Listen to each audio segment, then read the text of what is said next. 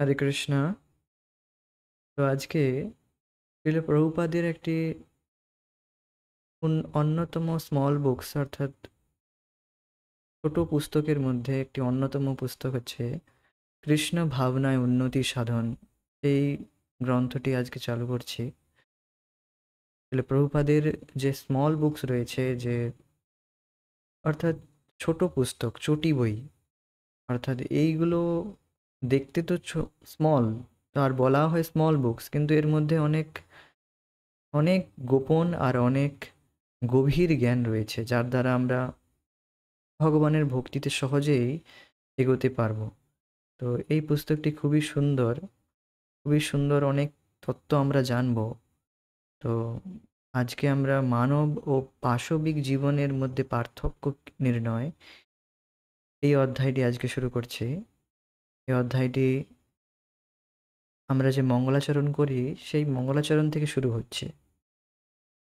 ওম অজ্ঞানতিমিরান্ধস্য জ্ঞানাঞ্জনশলাকয়া চক্ষুरुन्मिलितं येन तस्मै श्रीगुरुवे नमः।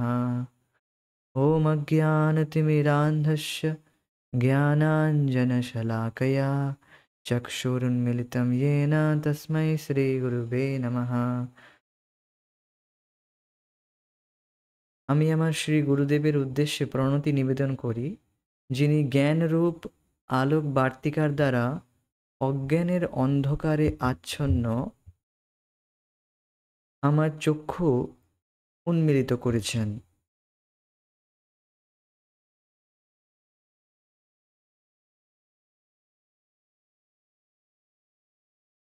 তো ওম অর্থাৎ ভগবানের যে কোনো, ভগবানকে ইনভোক করতে গেলে, আহ্বান করতে হলে ভগবানকে, ভগবানের প্রণাম মন্ত্র আর যে প্রণাম মন্ত্রগুলো রয়েছে তার মধ্যে ওম থাকে। তো ওম দ্বারা আমরা ভগবানকে সূচনা করা হচ্ছে। অজ্ঞান, ওম অজ্ঞান তিমিরান্ধস্য। অজ্ঞানটা কি? অজ্ঞান হচ্ছে, আপনি বলবেন যে অজ্ঞান হচ্ছে যা জ্ঞান না থাকলে অজ্ঞান। তো হ্যাঁ, জ্ঞান না থাকলেই অজ্ঞান, কিন্তু এখানে অজ্ঞান অর্থাৎ আমাদের কি জ্ঞান নেই। আমরা যে এই এই ভৌতিক যে আমরা যে স্থূল শরীরটি পেয়েছি, যা কিনা পরিবর্তিত হচ্ছে, প্রতিনিয়ত চেঞ্জ হচ্ছে, তো তাকেই আমরা নিজের শরীর বলে মনে করতেছি। তো সেটাই হচ্ছে অজ্ঞান। এই অজ্ঞানের যে লেভেল, পাঁচটি লেভেল রয়েছে। প্রথমত, মানুষ নিজেকে, নিজের আমি কে তা ভুলে যায়। তারপর আমরা যা নই তাকেই নিজেকে মনে করি। তারপর আমরা আমাদের এই শরীরের সম্বন্ধিত বস্তুগুলোকে নিজের বলে মনে করি। তারপর হচ্ছে যে সেই বস্তুগুলো হারিয়ে যাওয়ার ভয় করি। তারপর শেষমেশ আমরা মৃত্যুর ভয়ে কাতর থাকি। তো অজ্ঞানের এরকম পাঁচটি লেভেল রয়েছে, অর্থাৎ পাঁচটি স্তর রয়েছে: অবিদ্যা, অস্মিতা, রাগ, দ্বেষ, অভিনিবেশ। অবিদ্যা, অস্মিতা, রাগ, দ্বেষ, অভিনিবেশ, এইভাবে পাঁচটি স্তর রয়েছে। অবিদ্যা অর্থাৎ যেটা, যে অবিদ্যা শক্তির দ্বারা আমরা নিজেকে নিজেকে শরীর মনে করছি। আমরা যা নই তাকেই মনে করছি যে আমরা এই শরীর। এই পঞ্চভৌতিক যে শরীর, পৃথিবী, জল, বায়ু, আকাশ, অগ্নি, এই যে পাঁচটি ভৌতিক, পঞ্চভৌতিক শরীর, এটা আমাদের। তো এই শরীরকে, এই যে স্থূল শরীর, চর্ম, রক্ত, হাড়, মজ্জার যে শরীর, এটাকে আমরা নিজেকে মনে করছি। এটি হচ্ছে অবিদ্যা। অবিদ্যা, অস্মিতা, এইভাবে আমরা নিজের স্বরূপকে ভুলে গিয়ে নিজের শরীরের সম্বন্ধিত, অর্থাৎ এই শরীরে যে সম্বন্ধিত যে বস্তু, বিষয়বস্তু রয়েছে তার প্রতি আসক্ত হয়ে যায়। রাগ, দ্বেষ, আর তা না পেলে আমরা রাগ করি, আরও ভীষণ রেগে যাই। অভিনিবেশ, অভিনিবেশ হচ্ছে তা না হলে আমরা বাঁচতে পারবো না। এইরকম, এগুলো হচ্ছে অজ্ঞানের লেভেল, স্তর। তার বিষয়ে আমরা আগে পরবর্তীকালে আমরা আরও বিশদে আলোচনা করব, এখানে হালকা করে বললাম। তো অজ্ঞান, এইরকম অজ্ঞানের অন্ধকার, তিমির অন্ধকার, অর্থাৎ খুবই গহন, গভীর অন্ধকার। কখনো কখনো দেখবেন অমাবস্যাতে আ যে পুরোপুরি গভীর অন্ধকার, বা যেখানে এক ফোঁটা লাইটের ছটা নেই। তো কখনো কখনো অনুভব করবেন খুব গভীর অন্ধকার হলে আমরা ভীষণ ভয় পেয়ে যাই। তো বাস্তবে এটি একটি ভয়ের বিষয়। আমরা খুবই গভীর অন্ধকারে রয়েছি। যা নই তাকে মনে করতেছি। অর্থাৎ যা নয়, একদমই নয়, সেটাকে নিজের মনে করা তো প্রথমত সেটা একটা অজ্ঞান। আর দ্বিতীয়ত সেটাকে ছাড়া, সেটাই আমার, সেটা আরও বড় অজ্ঞান। আর সেটা ছাড়া বাঁচতে পারবো না, সেটা তো একদম কি লেভেলের অজ্ঞান তো বুঝতেই পারছেন। তো এটি হচ্ছে অজ্ঞানের তিমিরন্ধস্য, মানে অজ্ঞানের একদম গভীর অন্ধকার। এই অন্ধকার তিমির অর্থাৎ খুব গভীর। সবথেকে বড় মাছকে বলা হয় তিমি, ওয়েল ফিশ। গভীর অন্ধকারের জন্য বলা হচ্ছে তিমিরান্ধস্য। তো এই অন্ধকার থেকে কে রক্ষা করবেন? শিল গুরুদেব, যিনি কিনা তার জ্ঞান রূপী অঞ্জন শলাকার দ্বারা আমাদের এই যে গভীর অন্ধকার থেকে আমাদেরকে মুক্ত করবেন। গুরুদেব কৃপা করুন, কৃপা করুন, একটু কৃপা করুন আমাদের। তো শুধু আমরা এইরকম কৃপা করুন, কৃপা করুন বললেই কি হবে? গুরুর মুখ থেকে কিছু শুনতে হবে। তবেই আমরা প্রকৃত কৃপা লাভ করতে পারবো। আর গুরুদেব এই জ্ঞান দেওয়ার দ্বারা, অর্থাৎ দিব্য জ্ঞান দেওয়ার দ্বারাই আমাদের যে অবিদ্যা, আমাদের যে এই ঘোর অন্ধকার থেকে তিনি মুক্ত করবেন। তো এই জ্ঞানরূপী অঞ্জন, যেমন চোখে কাজল লাগালে আমরা স্পষ্ট দেখতে পাই, তো তেমনি জ্ঞানের রূপী কাজল লাগিয়ে তার যে শলাকা মশাল দ্বারা আমাদের অন্ধকার দূর করবে। প্রথমে কাজল লাগালো, তারপর মশাল জ্বালিয়ে দেখো তুমি কোথায় রয়েছো, তুমি নিজেকে দেখো তুমি কে। গুরুদেবের কর্তব্য যে আমাদেরকে দেখানো যে আমরা কে, আমি কে, আমি কেন এই সংসারে দুঃখ ভোগ করছি। তার কর্তব্য এই সমস্ত কিছু তাকে বলা।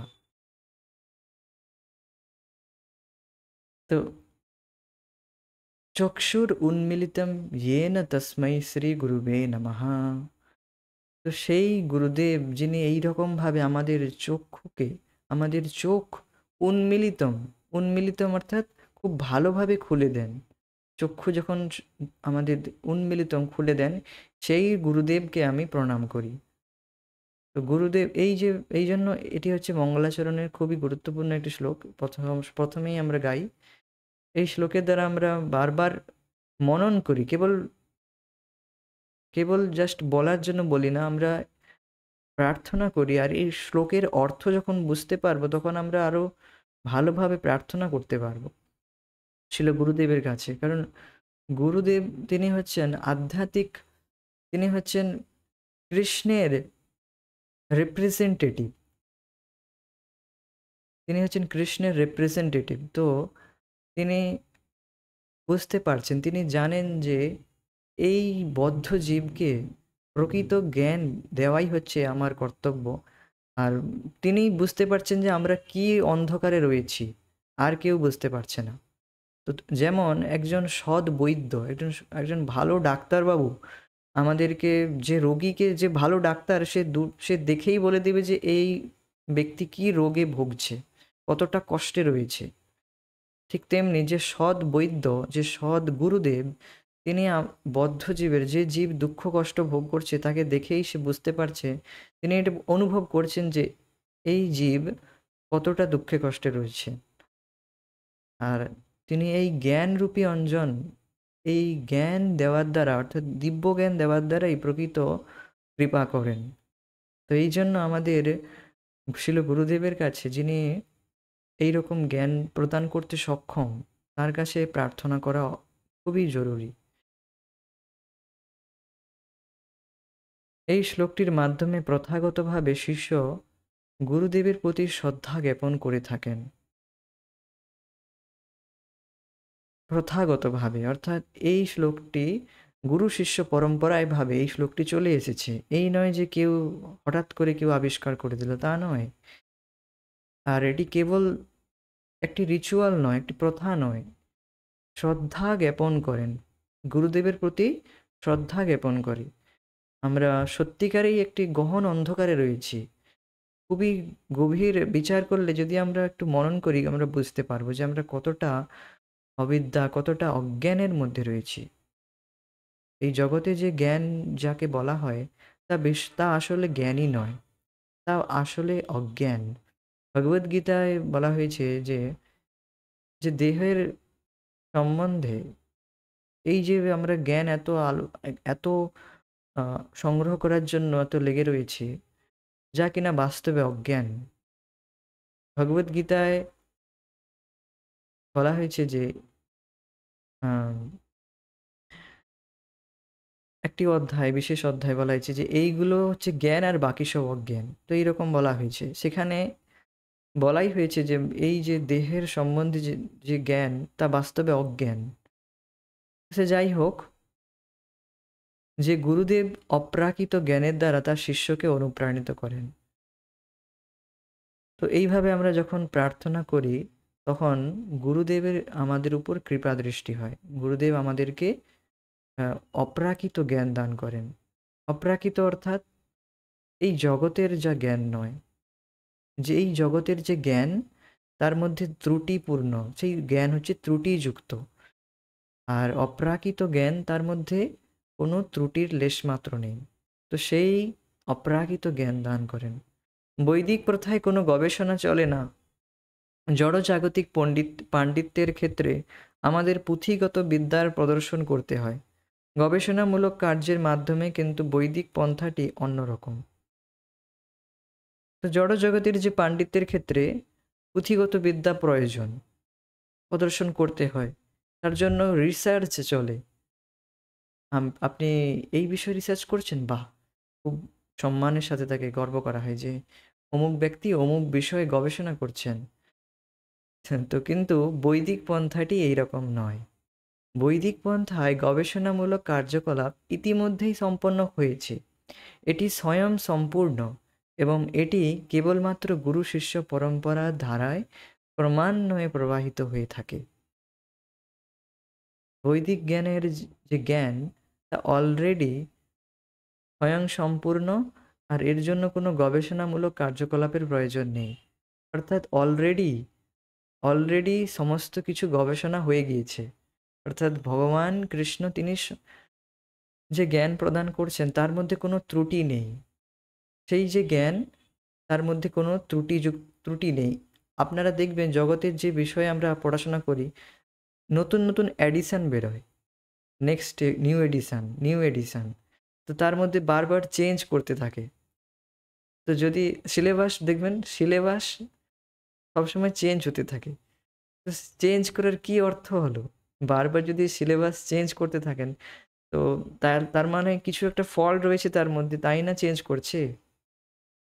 কিন্তু আপনি কখনো দেখবেন না ভগবদ্গীতা নিউ এডিশন বা অন্য কোনো শ্লোক, না, সেই একই শ্লোক যা গুরু পরম্পরা ধারায় এসেছে।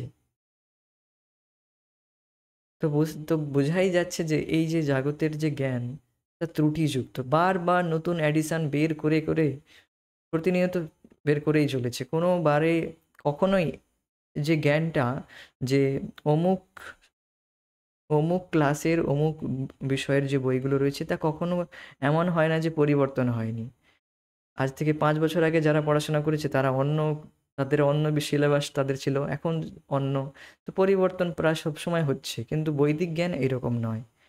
আজ থেকে হাজার বছর আগে যে জ্ঞান, যে বৈদিক জ্ঞান, সেই জ্ঞানই আমরা লাভ করছি শিল প্রভুপাদের কৃপায়, যা কিনা এখন বাংলায় রয়েছে। আর যখন বেশি দিন নয়, প্রায় ১৫০-২০০ বছর আগে, মহাপ্রভুর আগে, তখন সমস্ত কিছু সংস্কৃত ছিল। শিল ভক্তি সিদ্ধান্ত, শিল প্রভুপাদের গুরু মহারাজ, এরা সবাই এই সমস্ত গ্রন্থগুলোকে বাংলায় খুব সুন্দর সহজ সরল ভাষায় আমাদের কাছে প্রেজেন্ট করছেন। উপস্থাপন করছেন। তার দ্বারা আমরা এই জ্ঞান যথারূপ লাভ করছি। এইজন্য শিল প্রভুপাদ বলেন, আমি ভগবদ্গীতা যথাযথ দিচ্ছি, অ্যাজ ইট ইজ, যথারূপ। এটাই হচ্ছে আমার দক্ষতা, যে আমি এটি যথাযথরূপভাবে প্রস্তুত করছি। ভগবদ্গীতার অনেক এডিশন রয়েছে যেগুলো পড়ে মানুষ ভক্ত হচ্ছে না, ভগবান কৃষ্ণকে জানছে না, কৃষ্ণ ভগবান তাই জানছে না। তো সেই ভগবদ্গীতার এডিশন, সেই সমস্ত ভগবদ্গীতা পড়ার কি অর্থ? ভগবদ্গীতা অ্যাজ ইট ইজ, যথারূপ আমাদেরকে যে জ্ঞান, যা ভগবান কৃষ্ণ অর্জুনকে যেভাবে দিতে চাইছেন সেইভাবে আমাদেরকে লাভ করতে হবে। আর শিল প্রভুপাদ সেইভাবেই আমাদের কাছে উপস্থাপন করছেন। তো এটি কেবলমাত্র গুরু শিষ্য পরম্পরায় ধারায় ক্রমান্বয়ে প্রবাহিত হয়ে থাকে। গবেষণার কোনো প্রশ্নই ওঠে না, কারণ এই ধরনের সম্পাদিত গবেষণায় ব্যবহৃত যন্ত্রাবলী ও প্রণালী উভয়ই স্থূল ও ত্রুটিপূর্ণ। তো জগতের যে যে যে বিষয়ে যারা গবেষণা করছে, তো প্রথমত তারা যে যন্ত্র দ্বারা গবেষণা করছে তা হচ্ছে ভৌতিক, অর্থাৎ তার একটি লিমিট রয়েছে, তার একটি সীমা রয়েছে। প্রত্যেকটি একটি যন্ত্রের একটি সীমা রয়েছে, আর তা ত্রুটিপূর্ণ, অর্থাৎ তা ত্রুটিযুক্ত। ইভেন আমরা যখন এখন যে সবথেকে হাইটেক যে উন্নত সিস্টেম, তা হচ্ছে AI, artificial intelligence, chat GPT etcetera. তো সেখানেও ডিসক্লেমার দেওয়া থাকে, even chat GPT can mistake, please make notice. নিচে ডিসক্লেমার দেওয়া রয়েছে, চ্যাট জিপিটি ভুল করতে পারেন, তো আপনি দেখবেন। তো দেখুন, তো তারা এটি খুব স্পষ্টভাবে বলছে যে যত বড়ই মেকানিক যন্ত্রাবলী হোক না কেন, তারা ভুল করবেই, ভুল করতে পারে, ত্রুটিপূর্ণ। আর স্থূল, তার একটি স্থূল অর্থাৎ একটি সীমা রয়েছে, একটা লিমিট রয়েছে। হুম, যেমন যে কোনো একটি দেখবেন যে সমস্ত কিছু একটি সীমা রয়েছে, এই নয় যে তার কোনো সীমাই নেই। বুঝতেই পারছেন হয়তো। ফোন ফোন ল্যাপটপ সমস্ত কিছুর একটি ক্ষমতা রয়েছে, তার একটি সীমা রয়েছে। চার্জ দিয়েই লাগিয়ে রয়েছি, অর্থাৎ চার্জ দিয়েই রয়েছি এখন, না হলে এটা এক্ষুনি শেষ হয়ে যাবে। এর সীমা এতটাই সীমিত, চার্জও থাকে না। তো বুঝতে পারছেন যে এই সমস্ত স্থূল, আমাদের জড় অস্তিত্বের বর্তমান পর্যায়ে আমরা প্রকৃতির বিবিধ নিয়মের দ্বারা আবদ্ধ।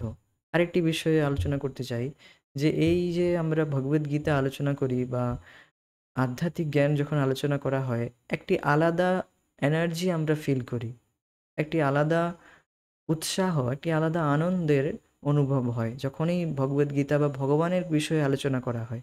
তার কারণ হচ্ছে এটি হচ্ছে আধ্যাত্মিক, এটি কোনো স্থূল নয়। এর আনন্দ নিত্য নতুন আর প্রতিনিয়ত বর্ধিত। যারা প্রতিনিয়ত ভগবত ভক্তিতে লেগে রয়েছেন, তাদের এটি অনুভব, তারা যতবার ভগবানকে দর্শন করে ততবার যেন ভগবান আরও সুন্দর, অত্যধিক সুন্দর তাদের লাগে। কারণ তাদের ভক্তি নিত্য নতুন আরও বাড়ছে, সীমা বাড়ছে, সীমাবদ্ধ নয়। তো আধ্যাত্মিক বিষয়বস্তুর এটি হচ্ছে বিশেষতা, তা স্থূল নয়, তা হচ্ছে অপ্রাকৃত আর সম্পূর্ণ, স্বয়ং সম্পূর্ণ। আমাদের জড় অস্তিত্বের বর্তমান পর্যায়ে আমরা প্রকৃতির বিবিধ নিয়মের দ্বারা আবদ্ধ। তো আমাদের যে জড় অস্তিত্ব রয়েছে, আমাদের যে ইন্দ্রিয়গুলি রয়েছে, আমাদের যে চেতনা রয়েছে, এখন জড় অস্তিত্বের দ্বারা আবদ্ধ। সমস্ত বদ্ধজীবী ত্রুটিপূর্ণ ইন্দ্রিয়ের জন্য 4টি ত্রুটির দ্বারা সংক্রমিত। দেখুন, এইবার 4টি ত্রুটির কথা এখানে আলোচনা করা হবে। একটি ত্রুটি হচ্ছে বদ্ধজীব অবধারিতভাবে ভুল করে। এমন কোনো মানুষ নেই যে ভুল করে না। দৃষ্টান্তস্বরূপ ভারতবর্ষে মহাত্মা গান্ধী ছিলেন একজন মহান ব্যক্তিত্ব, কিন্তু তিনিও ভুল করেছিলেন। যে সভায় তাকে হত্যা করা হয়েছিল, যে সভায় তাকে হত্যা করা হয়েছিল, সেখানে যাওয়ার 5 মিনিট আগে তার ঘনিষ্ঠ পারিষদেরা তাকে সেখানে যেতে বারণ করেছিলেন, কিন্তু তাতে কর্ণপাত না করে তিনি সেখানে গিয়েছিলেন। বদ্ধ জীবনে ভুল করাটা অত্যন্ত স্বাভাবিক। বাস্তবিক পক্ষে একটি প্রবাদ বাক্য আছে, মানুষ মাত্রেই ভুল করে থাকে। তো বুঝতে পারছেন, প্রথম ত্রুটি হচ্ছে আ কন্ডিশন সোল্ড কমিট মিস্টেক্স। একটি বদ্ধজীব যে ত্রুটি করতে পারে, যে ত্রুটি করে, ভুল করতে পারে, অবধারিত ভুল করে।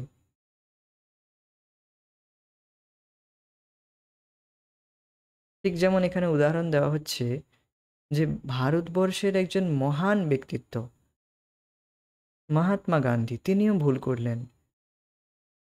তো সাধারণ মানুষের তো কি আর বলাই রইল। যখন মহাত্মা গান্ধীর মতো মহান ব্যক্তি যখন ভুল করতে পারে, সাধারণ মানুষের আর কি বলা যায়। অর্থাৎ প্রত্যেকটি মানুষ সে ভুল করতে পারে, অবধারিত ভুল করতে পারে।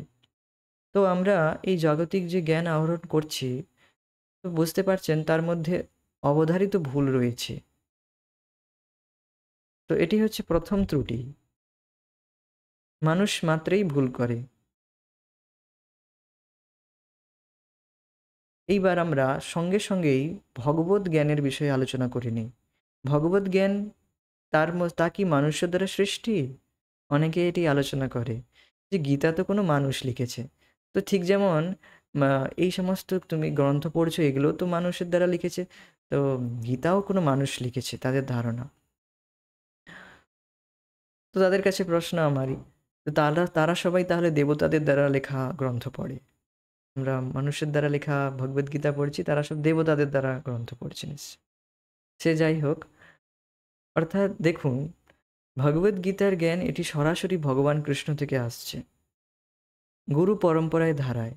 একবার বিচ্ছিন্ন হয়ে গিয়েছিল, আবার তিনি অর্জুনকে এই জ্ঞান দান করলেন। এই ভগবদ্গীতার জ্ঞান আমরা আলোচনা করবই।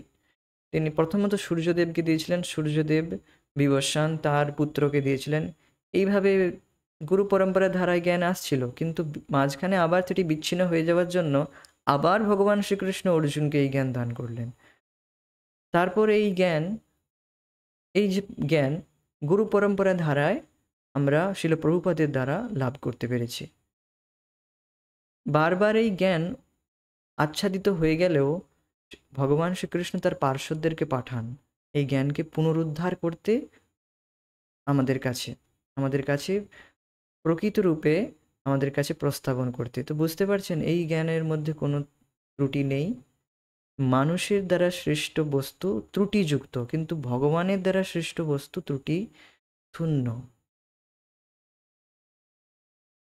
আমরা বারবার যত ভগবদ্গীতার শ্লোক উচ্চারণ করি, ততই যেন আমরা আরও নিত্য নতুন একটি অনুভব করি। কারণ তা হচ্ছে ত্রুটি মুক্ত, তার মধ্যে কোনো ত্রুটি নেই। কিন্তু জাগতিক জিনিস ১-২ বার শোনার পরে আর ভালো লাগে না। Change, change. বুঝতেই পারছেন। নেক্সট, বদ্ধজীবের আরেকটি ত্রুটি হচ্ছে যে মায়াগ্রস্ত হতে বাধ্য। মায়াগ্রস্ত হওয়ার অর্থ অলিককে বাস্তব বলে মনে করে, অস্তিত্বহীন কোনো কিছুকে গ্রহণ করা। আমরা সকলেই মনে করি যে আমরা আমাদের দেহ, কিন্তু প্রকৃতপক্ষে আমরা তা নই। দেহকে আত্মা বলে গ্রহণ করাটা হচ্ছেই মায়া। মায়া কথার অর্থ যা নয়। জগতে অনেকের বিভিন্ন রকম ধারণা, মায়া বললেই তাদের যেন কিছু একটা হয়ে গেল। তো মায়া শব্দের অর্থ বোঝা উচিত। মায়া কথার শব্দের অর্থ হচ্ছে যা নয়। মায়া, যা নয়। কি নয়? আমরা এই শরীর নয়। তো এটি, আর আমরা মনে করতেছি আমরা এই ভৌতিক শরীর। তার জন্য বারবার আমরা নিজেকে বারবার এত চিন্তিত হয়ে পড়ি যে বারবার আমরা যে চিন্তাগ্রস্ত হয়ে পড়ি, তার কারণ হচ্ছে আমরা নিজেকে দেহ মনে করি। বুঝতে পারছেন যে আমরা চিন্তাগ্রস্ত, দুঃখ, ভয়, শোক, মোহ, ভয় এর হওয়ার কারণ আমরা নিজেকে দেহ মনে করি। যখনই বুঝবেন আপনি শোক, মোহ, ভয় দ্বারা আক্রান্ত হচ্ছেন, তো আপনি দেহ দ্বারা অভিমানের দ্বারা অভিভাবিত হয়েছেন, অর্থাৎ মায়াগ্রস্ত রয়েছেন। আমরা এই শরীর নয়, কিন্তু আমরা তাকে নিয়েই বারবার চিন্তাগ্রস্ত হয়ে পড়ে রয়েছি। তো এটি হচ্ছে দ্বিতীয় ত্রুটি, যে বদ্ধজীব মায়াগ্রস্ত হয়ে পড়ে, যা নয় তাকে মনে করা।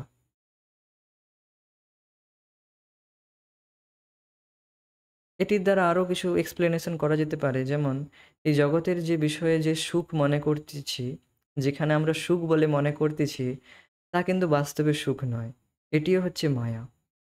এই জগতের যে ইন্দ্রিয় যে বাসনা, ইন্দ্রিয় তৃপ্তির যে ইচ্ছা, আহার নিদ্রা ভয় মৈথুনের দ্বারা আমরা যে সুখ লাভ করার চেষ্টা করছি, এটি হচ্ছে মায়া। অর্থাৎ ওইখানে সুখ নেই, কিন্তু আমরা ওখান থেকেই সুখ লাভ করতে চেষ্টা করছি। তো এটি হচ্ছে মায়া। তৃতীয় ত্রুটি হচ্ছে বদ্ধজীবের প্রতারণা করার প্রবণতা রয়েছে। বদ্ধজীব অর্থাৎ প্রত্যেকটি যে বদ্ধজীব, আপনি আশ্চর্য করবেন না সে আপনাকে ঠকিয়ে দিল। আশ্চর্য করুন যখন আপনাকে কেউ ঠকাচ্ছে না। কারণ বদ্ধজীব মানেই সে আপনাকে প্রতারণা করবেই, তার মধ্যে এটি প্রবণতা রয়েছে। আমরা প্রায়ই দোকানের মালিককে বলতে শুনি, আরে যেহেতু আপনি আমার বন্ধু, তাই আপনার কাছে আমি কোনো লাভ করছি না। কিন্তু প্রকৃতপক্ষে আমরা জানি যে সে কমপক্ষে 50% লাভ করছে। আরে না না, আপনার কাছে, আপনি তো প্রায় আমাদের কাছে আসেন না, আপনার কাছে কোনো লাভ নিচ্ছি না। তো প্রতারণামূলক এইরকম প্রতারণার বহু দৃষ্টান্ত রয়েছে, বহু দৃষ্টান্ত রয়েছে। এই রকম কার্যত অনেক অজ্ঞ শিক্ষকের উদাহরণ রয়েছে, যারা তাদের তত্ত্ব উপস্থাপনের ক্ষেত্রে মনে হয়, বোধ হয় বা হতে পারে আদি শব্দের ব্যবহার প্রকৃতপক্ষে তাদের ছাত্রদের সঙ্গে কেবল প্রতারণা করছে। তো দেখুন, একটি বিষয় ক্লিয়ার করি, তারপর যাচ্ছি। তো বদ্ধজীব মানেই তার প্রতারণা করার প্রবণতা রয়েছে। আর এই জগতের মধ্যে এটি প্রায় চলছে, মানুষ প্রতারণা করছে আর আমরা প্রতারিত হচ্ছি।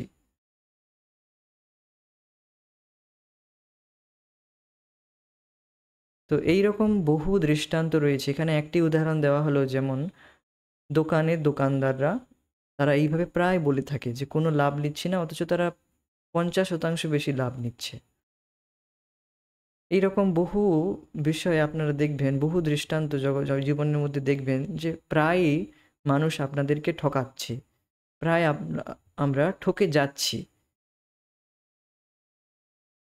তো আমাদের আশ্চর্য করা উচিত নয়, কারণ এটি বদ্ধজীবের একটি বৈশিষ্ট্য। তো এইরকম কার্যত অনেক অজ্ঞ শিক্ষকের উদাহরণ রয়েছে। আজকাল দেখবেন যে সমস্ত বিষয়ে আপনারা পড়াশোনা করছেন, সেখানে দেখবেন পারহ্যাপস, সম্ভবত, মেবি, ইট মে বি, এরকম থাকবে অ্যাপ্রক্সিমেটলি। মেনলি আমি তো বলতে চাইবো পদার্থবিদ্যা অর্থাৎ ফিজিক্স, দেখবেন প্রায় দেখবেন অ্যাপ্রক্সিমেট, বোধ হয়, এই সমস্ত ওয়ার্ডগুলো থাকবে। তো যদি আপনি প্রায়, বোধহয়, এই সমস্ত কিছুর দ্বারাই যদি আপনি জ্ঞান দান করছেন, তো আপনার জ্ঞান দান করার কী প্রয়োজন রয়েছে? শ্রীমদ্ ভাগবতমে যে বর্ণনা রয়েছে সৃষ্টিতত্ত্বে, সেখানে পারফেক্ট জ্ঞান দেওয়া রয়েছে, কতটা কি পুরো পারফেক্ট নলেজ দেওয়া রয়েছে। এই নয় সেখানে বলা হচ্ছে যে বোধ হয় বা প্রায়, কখনোই যে ভগবত জ্ঞানের মধ্যে এই ওয়ার্ডগুলো ইউজ হয় না। আর যে বক্তা, সে কখনো এই ওয়ার্ডগুলো ইউজ করবে না, যে মনে হয়, আমার মনে হয় এটা হতে পারে। এইভাবে কখনো দেখবেন না যে যে বক্তা বলছে ভগবানের সম্বন্ধে, সে কখনো এটি ইউজ করবেই না। কারণ সে পরম্পরার দ্বারা এইভাবে জ্ঞান লাভ করেছে, যথারূপ, অ্যাজ ইট ইজ, যা শুনেছে তাই বলবে। আর এই জ্ঞানের মধ্যে কোনো ত্রুটি নেই। এখানে বলাই হয় না যে কোনো বোধ হয় বা মনে হয়, হতে পারে, এই সমস্ত কিছুর প্রশ্নই আসে না। কিন্তু দেখবেন জাগতিক যে বিষয়বস্তু, যে জ্ঞান, তার মধ্যে প্রায় থাকবে প্রায়, বোধ হয়, হতে পারে, ইট মে বি, পারহ্যাপস। গণিতের একটি চ্যাপ্টারে রয়েছে প্রবাবিলিটি, সম্ভাবনা সূত্র। যেখানে সমস্ত কিছু সম্ভাবনার তত্ত্বের দ্বারা পুরো একটি চ্যাপ্টার্স রয়েছে। এখানে অনেকগুলো চ্যাপ্টার আমরা পড়েছি। আমি বারবার ভাবতাম এখানে সম্ভাবনা রয়েছে, তাও কেন আমি পড়ছি? আমি বারবার প্রশ্ন করতাম আর টিচার্সদেরকেও প্রশ্ন করতাম।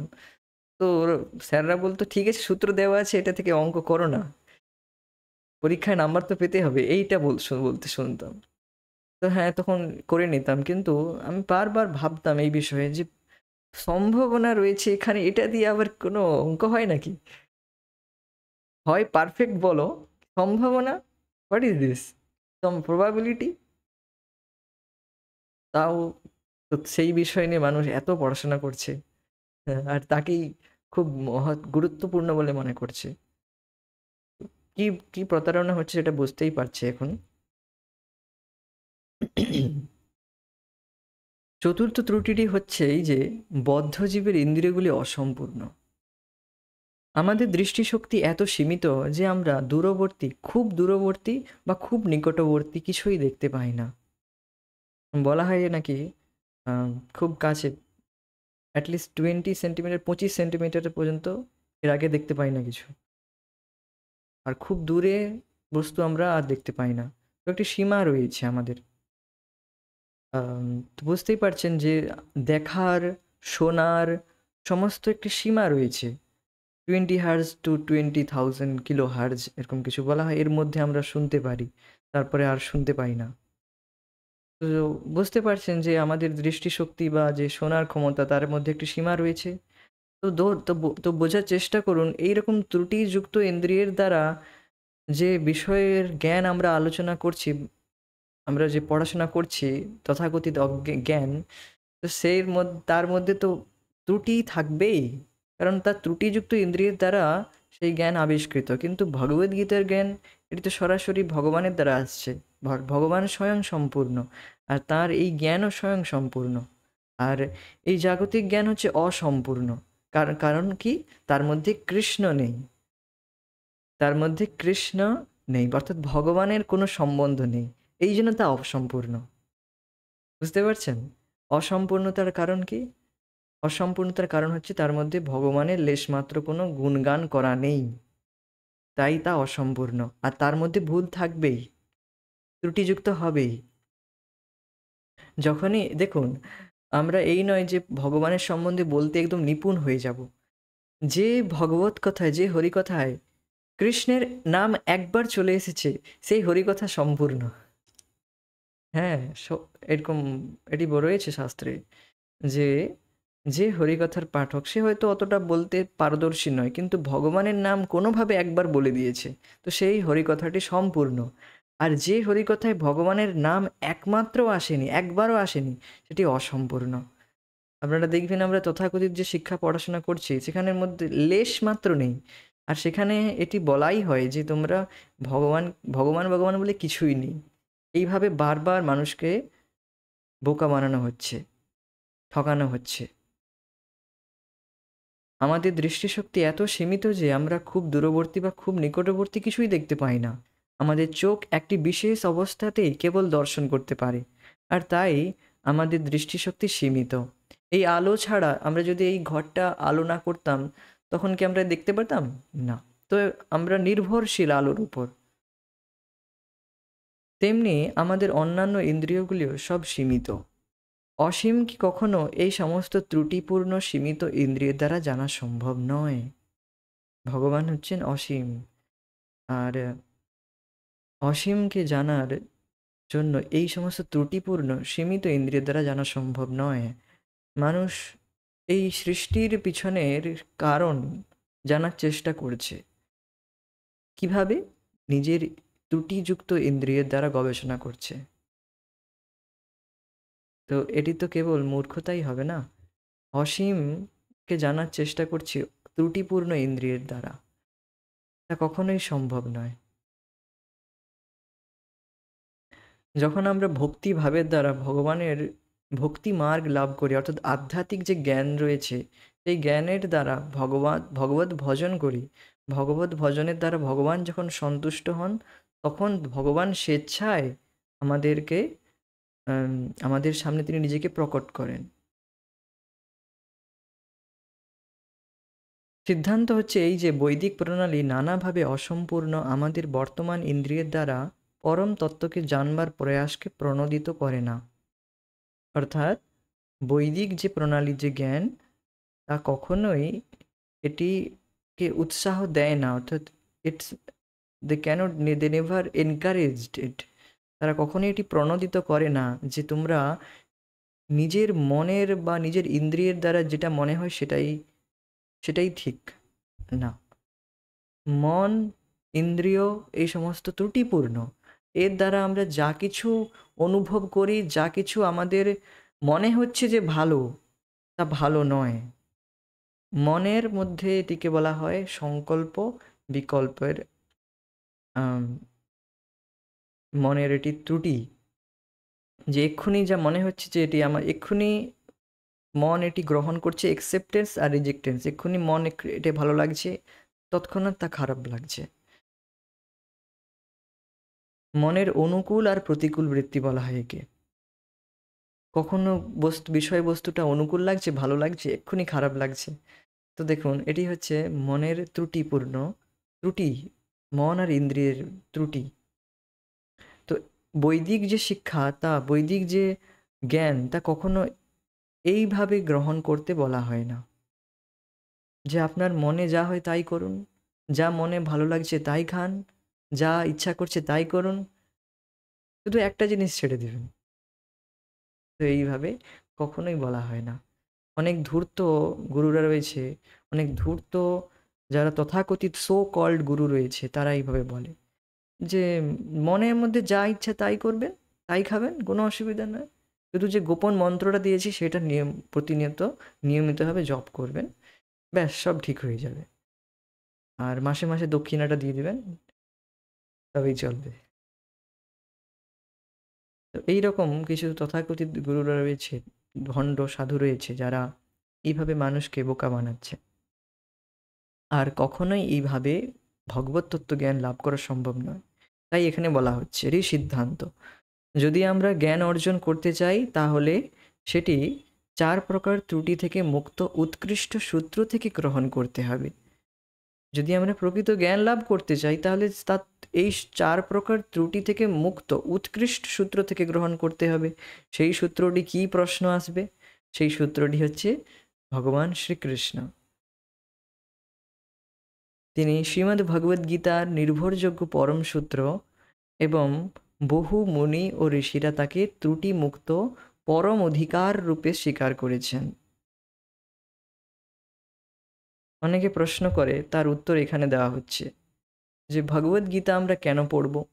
ভগবদ্গীতা তো কোনো মানুষের লেখা, তা তো ত্রুটিপূর্ণ হবে, ত্রুটিযুক্ত হবে। তো দেখুন না, ভগবদ্গীতা স্বয়ং সম্পূর্ণ পরমেশ্বর ভগবান শ্রীকৃষ্ণ থেকে আসছেন, যিনি হচ্ছেন স্বয়ং সম্পূর্ণ। তো সেই পূর্ণ জ্ঞান আমরা লাভ করছি। আমরা এর আগের পুস্তকে লাস্টে আমরা আলোচনা করেছিলাম একটি শ্লোকের দ্বারা, ঈশ উপনিষদের ওম পূর্ণমিদম পূর্ণমাদাম, এইভাবে একটি শ্লোক ছিল। যিনি ভগবান শ্রীকৃষ্ণ হচ্ছেন পূর্ণ, তার থেকে যা কিছু আসছেন তা হচ্ছে পূর্ণ। তো তার যেই জ্ঞান তা হচ্ছে পরম পূর্ণ। আর কেবল এই নয় যে তিনিই কেবল বলছেন তাই নয়, মুনি ঋষিরা তাকে ত্রুটি মুক্ত পরম অধিকার রূপে স্বীকার করেছেন। মুনি ঋষি শাস্ত্র সমস্ত কিছু ভগবান শ্রীকৃষ্ণকে ত্রুটি মুক্তভাবে পরম অধিকারী রূপে স্বীকার করেছেন। ভগবদ্গীতা কেন পড়ব? কারণ ভগবান শ্রীকৃষ্ণ এই জ্ঞান দান করছে, ব্যাস, আর কিছু না। যার এইটুকু শ্রদ্ধা নেই সে ভগবদ্গীতা পড়ার অধিকারী নয়।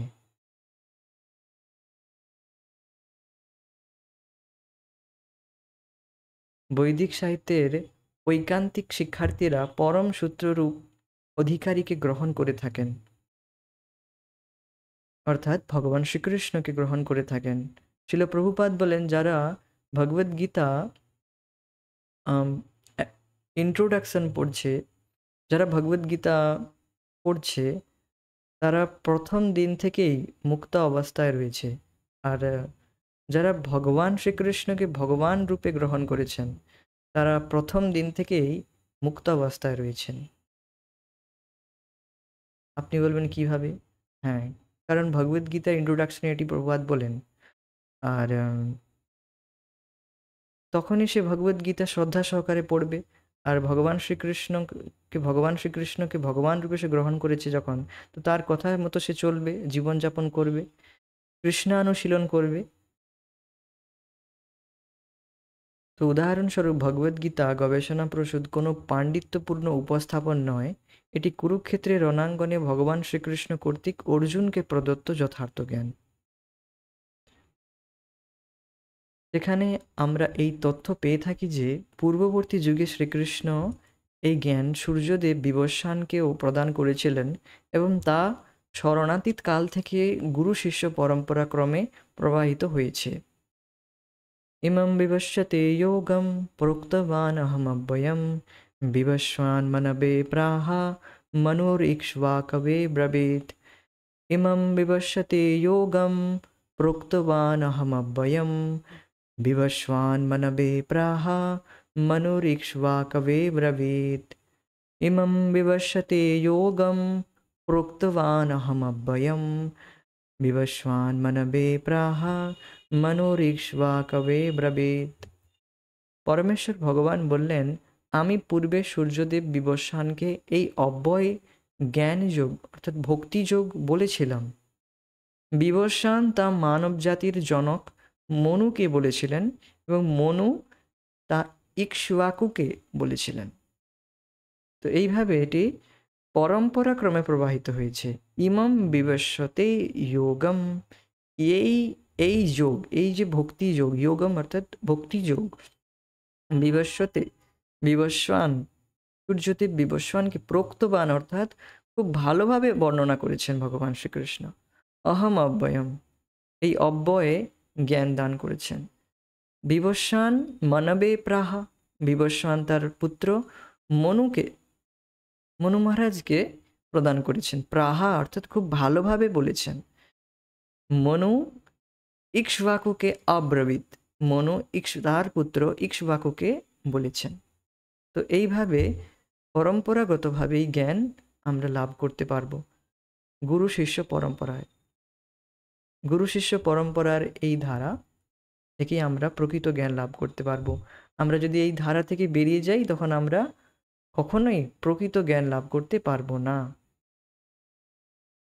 তো এটি খুবই প্রয়োজন যে আমরা শিল প্রভুপাদের ধারায়, শিল প্রভুপাদ যে ভগবদ্গীতা অ্যাজ ইট ইজ যথারূপ দিয়েছেন তা আমরা খুবই মনোযোগ সহকারে আমরা পড়ার চেষ্টা করি। তার দ্বারাই আমরা প্রকৃত জ্ঞান লাভ করতে পারবো। শিল প্রভুপাদ বলেন, ইন্ট্রোডাকশনে বলেন যে ভগবদ্গীতার অনেক ব্যাখ্যা রয়েছে, তা পড়ে কেউই ভক্ত হয়নি। 600-র অধিক অনুবাদ রয়েছে ইংরেজিতে, কিন্তু তা পড়ে কেউই ভক্ত হচ্ছে না। কিন্তু এই অনুবাদ, এই শিল প্রভুপাদ যে বলছেন, এই যথারূপ পড়ে শত শত কোটি মানুষ ভক্ত হচ্ছে। তো এই জন্য আমাদের এই পরম্পরায় জ্ঞান লাভ করা খুবই দরকার, না হলে আমরা প্রকৃত জ্ঞান লাভ করতে পারবো না। তো এখানেই আজকে আমরা আলোচনা স্থগিত রাখবো, পরবর্তী আলোচনা পরবর্তীকালে। হরে কৃষ্ণ। জয় শিল প্রভুপাদ। নিতাই গৌর প্রেমানন্দ।